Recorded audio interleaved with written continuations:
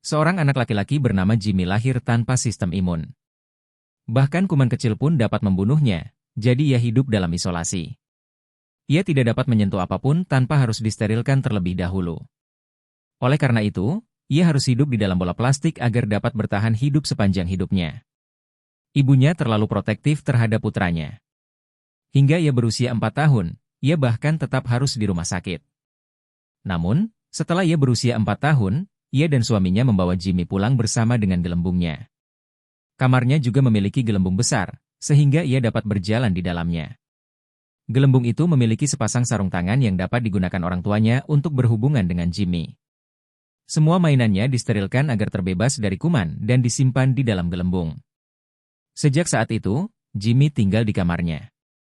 Ibunya tidak memperbolehkan dia keluar dari gelembung itu, jadi ia mengganti cerita anak kecil yang dia bacakan setiap malam. Dia hanya boleh menonton satu saluran TV dan membaca satu majalah, dan berbohong bahwa hanya saluran itu yang ada. Dia juga menggunakan sarung tangan itu untuk memotong rambut Jimmy dan memeluk putranya. Ibunya adalah seorang nasionalis, jadi dia hanya mengajarkan Jimmy hal-hal yang menurutnya masuk akal dan menanamkan ide-idenya kepadanya. Karena Jimmy masih kecil, jadi dia hanya menurutinya. Semua orang di kota itu tahu tentang Jimmy, tetapi mereka tidak bersimpati kepadanya, malah mengolok-olok Jimmy di luar rumahnya. Ibunya sering mengusir anak-anak nakal itu. Satu-satunya makanan yang dimakan Jimmy adalah makanan yang dimasak ibunya. Sistem sterilisasi telah ditempatkan dalam tabung plastik, dan ibunya meletakkan makanannya untuk membunuh kuman sebelum Jimmy dapat memakannya. Jimmy sekarang berusia 16 tahun. Dia tumbuh seperti anak-anak lainnya dan senang ketika dia mendapatkan gitar listrik. Sampai suatu hari, dia berada di jendelanya dan dia melihat seorang gadis seusianya bernama Chloe yang baru pindah. Ia mulai menyukai gadis itu, tetapi tidak bisa berbuat apa-apa. Terlebih lagi, ia tidak tahu apapun tentang cinta atau gadis.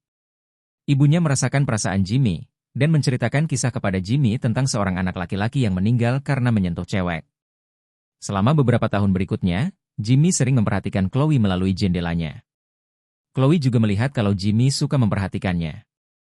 Jimmy bercerita bahwa ia tahu sesuatu sedang terjadi padanya, tetapi ia tidak tahu apa itu. Suatu pagi, ia bangun dengan ereksi dan ketakutan. Karena dia tidak tahu apa yang terjadi, dia memukul dirinya sendiri dengan tongkat. Dia menangis dan menelepon ibunya.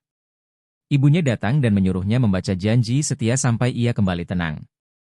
Chloe memiliki sekelompok teman yang suka mengolok-olok Jimmy, memanggilnya bocah gelembung. Dia tampak tidak senang dengan mereka dan membela Jimmy.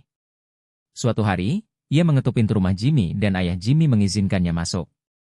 Dia melihat sistem tabung plastik di seluruh rumah, dan terpesona. Dia mengikuti tabung itu hingga tiba di kamar Jimmy. Jimmy terkejut dan gugup karena ibunya adalah satu-satunya wanita yang pernah berbicara dengannya. Chloe berbicara kepadanya dan mengatakan bahwa dia menyukai gitar Jimmy. Jimmy mencoba mengajarinya bermain gitar dengan sarung tangan itu. Dia mulai melafalkan janji setia di tengah-tengah permainan gitarnya. Mulai hari itu, keduanya menghabiskan waktu bersama setiap hari. Ibunya tidak menyukai persahabatan mereka, tetapi tidak bisa berbuat apa-apa.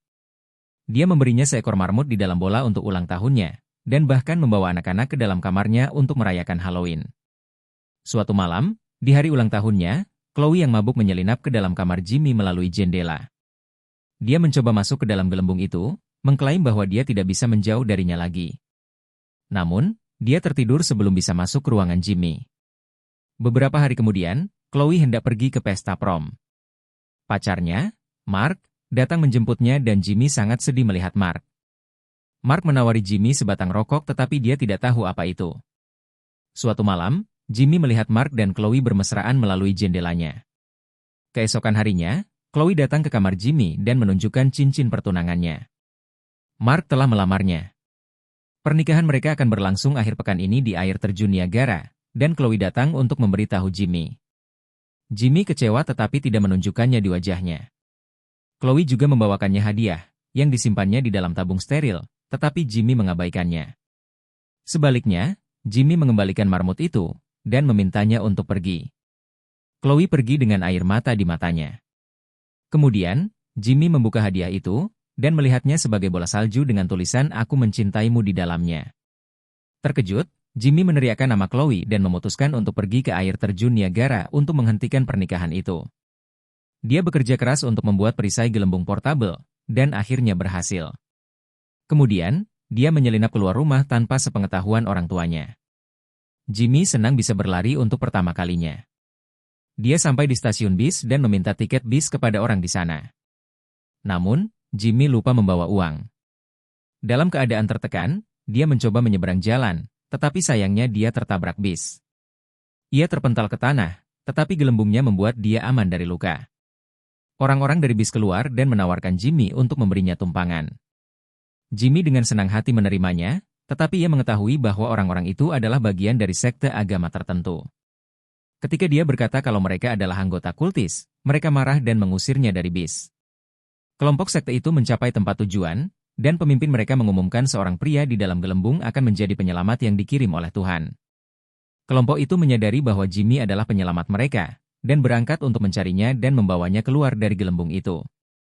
Sementara itu, Jimmy bertemu dengan seorang pengendara sepeda motor bernama Slim. Jimmy menceritakan kepadanya tentang cowoknya yang akan menikah dengan orang lain. Slim terkesan, dan pada gilirannya menceritakan kepadanya tentang pacar lamanya yang masih ia cintai bernama Wildfire.